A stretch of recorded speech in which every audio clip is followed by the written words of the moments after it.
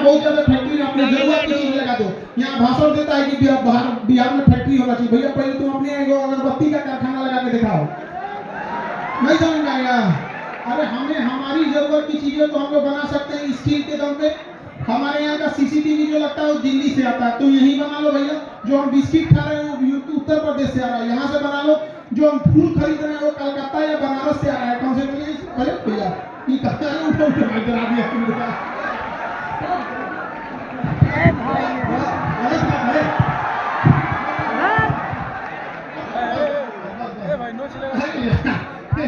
इसको क्या होगा? हमको क्या बीमार पड़ गया बेचारा।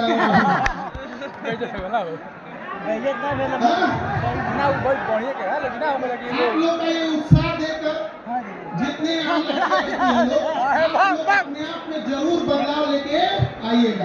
समय आएगी बचपन में आप लोग के माँ बाप आप लोग को सस्ता खिलौना दिलाते होंगे, या उस गली में उस दुकान की ओर से नहीं ले जाते होंगे जहाँ पर महंगे खिलौने बिकते होंगे।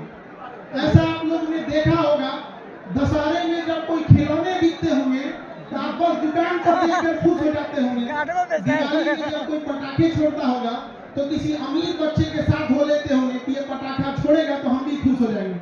याद रखिएगा, लेकिन जब आपके माँ बाप का बुढ़ापा आए तो जब वो चीज को खरीदारी करने जाए तो प्राइस टैग ना देखना पड़े कितने का है, उन्हें विश्वास हो कि उनका बेटा या उनकी बेटी कामयाब है।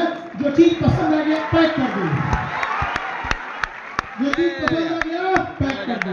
कामयाबी क्या चीज होती है कि यदि माँ बाप को कोई चीज पसंद आ गया तो सूर्यास्त से पहले माँ बाप के पास होना चाहिए। यदि माँ बाप को खुदा न खास्ते कभी कोई बीमारी तकलीफ हो गई तो उसके इलाज के लिए यदि अमेरिका भी जाना पड़े तो तनिक भी ना सोचना पड़े। ये है कामयाबी आप लोग के यहाँ पर।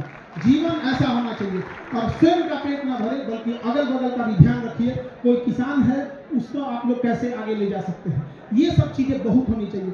हालांकि हम जब भी चंपारण के कुछ लोगों से मिलते हैं तो उनके अंदर एक तकलीफ देखते हैं, वो समाज को बदलना चाहते हैं, लेकिन वो लोग क्या कर सकते हैं, इतनी कुव्यवस्थाएं रहती हैं।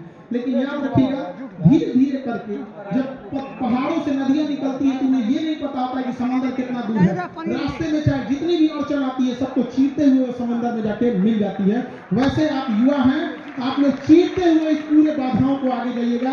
और याद रखिएगा, लड़की लोग जितने भी लड़के हैं, आप लोग एक चीज गौर कीजिए, आप कभी चाइना जाइएगा तो वहाँ चाइना ने जो सबसे बड़ी ताकत हासिल किया ना, उसने लड़कियों के साथ भेदभाव नहीं किया।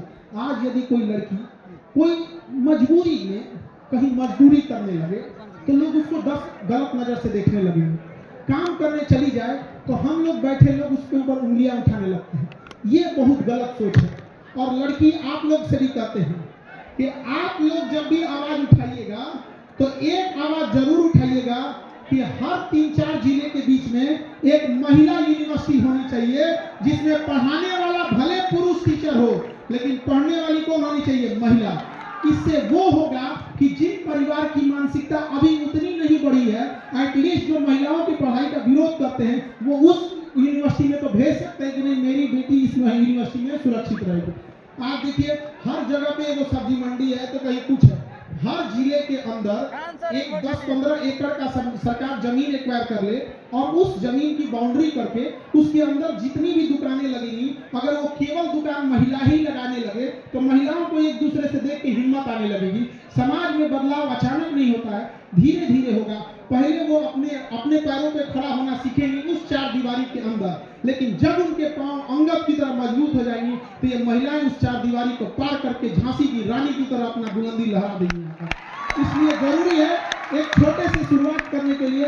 और आप लोग को देख के लगता है कि जरूर वो शुरुआत, हमको लगता है कि चंपारण की धरती से ही होगा। ये तो क्रांतिकारियों की धरती रही है, पता नहीं क्या है इसमें।